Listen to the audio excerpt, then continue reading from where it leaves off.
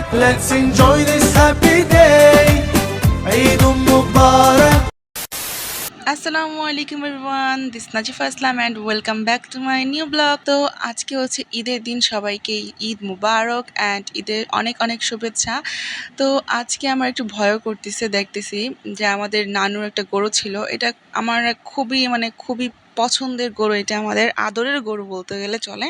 তো এটাকে আজকে কুরবানি করা হবে। আমার তো খুবই কষ্ট লাগতেছে যে কি আল্লাহ, এটাকে কিভাবে আমরা খাবো।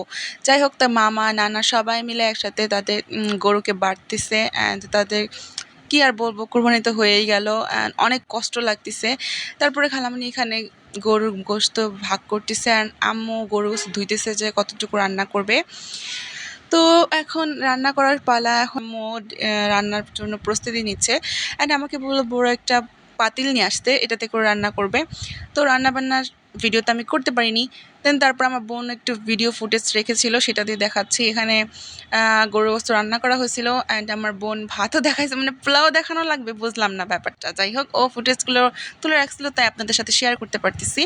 অ্যান্ড এটা হচ্ছে ওর প্লেট, ও খাচ্ছিল, ও সব কিছু ভিডিও করতেছিল আর আমি তো করিনি কিছুই।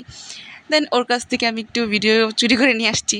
অ্যান্ড আমি তো ভুলেই গেছিলাম আমার ঈদের যে মেহেদি। যাই হোক, আমি যেমনি পারছি তেমনি দিছি। And this is my outfit, Eid outfit. আপনাদের কাছে যদি আমার ঈদ আউটফিটটা ভালো লেগে থাকে, অবশ্যই like, comment and subscribe to my YouTube channel. And ভিডিওটা ভালো লাগলে অবশ্যই আপনারা কী করতে ভুলবেন না, সাবস্ক্রাইব করতে ভুলবেন না। যাই হোক, কথা বলতে বলতে আমি ঘেমেই গিয়েছি। ও মাই গড, আমার তো ছবি তুলতে ভুলে গেছি। যাই ছবি তুলে আসছি, বাই বাই।